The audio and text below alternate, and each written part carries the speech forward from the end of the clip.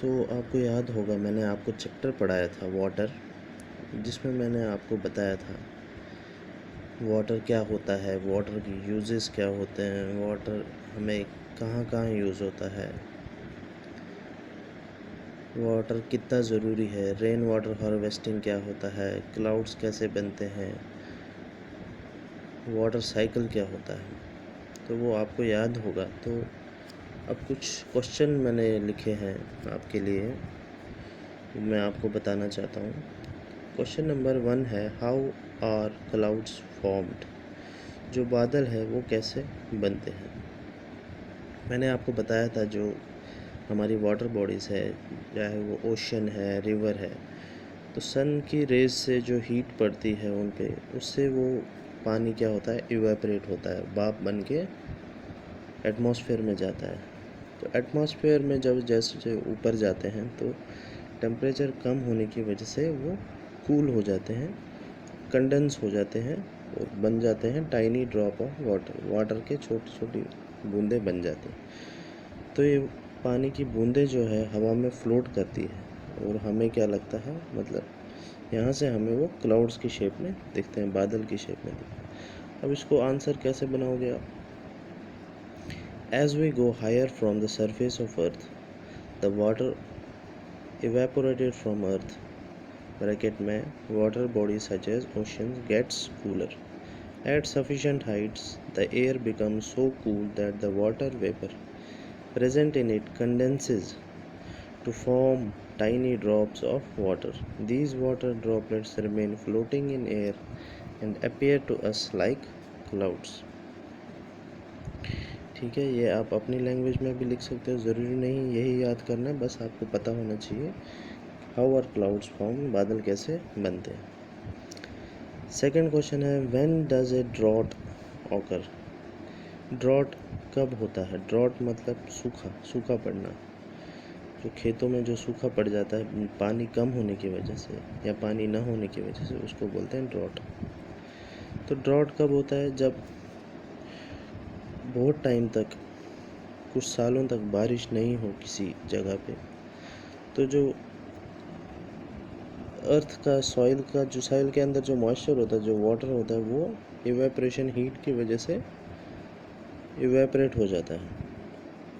तो सॉइल क्या हो जाती है, सूखी पड़ जाती है, जिसकी वजह से ड्रॉट हो जाता है, खेतों में सूखा पड़ जाता है, पेड़ पौधे सूख जाते हैं। तो इसका आंसर है, if it does not rain for 2 or more years, water is lost from the soil due to evaporation and transpiration. This dries the soil, ponds, etc., leading to drought condition. ठीक है। उसके बाद हमारा question है, what do you understand by a part ground water।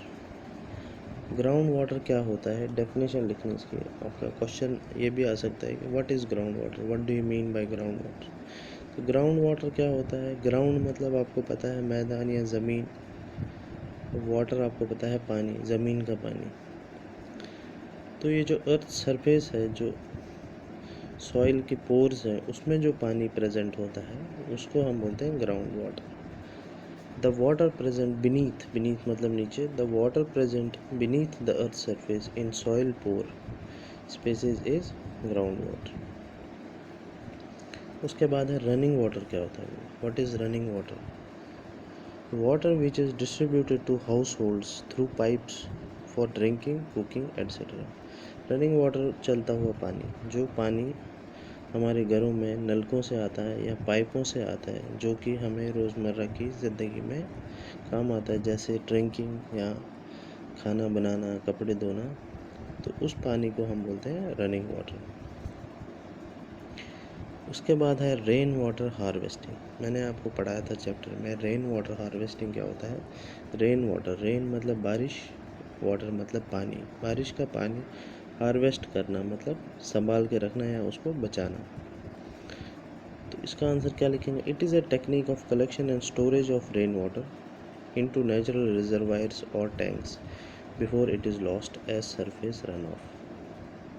तो rain water harvesting क्या होती है, ये एक टेक्निक है पानी को स्टोर करने की, बारिश के पानी को स्टोर करने की किसी भी टैंक में या रिजर्वायर में, इससे पहले कि वो बहता जाए सरफेस रन ऑफ के साथ। मतलब जब पानी ज़्यादा होगा, रेन वाटर ज़्यादा होगा, तो वो बह जाएगा और वो किसी काम का नहीं रहेगा। इसलिए हमें क्या करना पड़ता है, रेन वाटर हार्वेस्टिंग।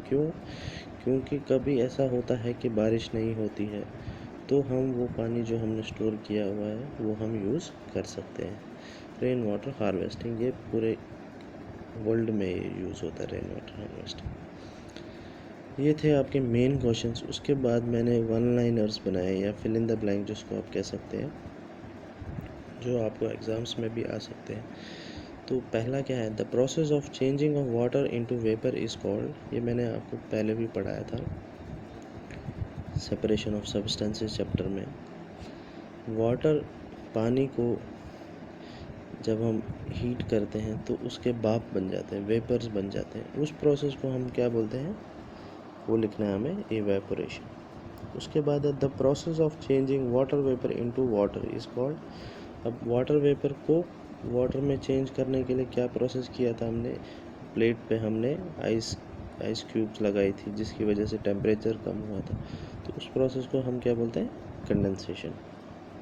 फिर है no rainfall for a year और more may lead to dash in that region, अगर किसी जगह पे बारिश नहीं होगी 1 साल या उससे ज़्यादा तो क्या होगा, सूखा पड़ जाएगा, जिसको हम बोलते हैं drought in that region. Excessive rains में कॉज, ज़्यादा बारिश अगर होगी तो उससे क्या होगा, फ्लड्स आ जाएंगे, मतलब बाढ़ आ जाएगी।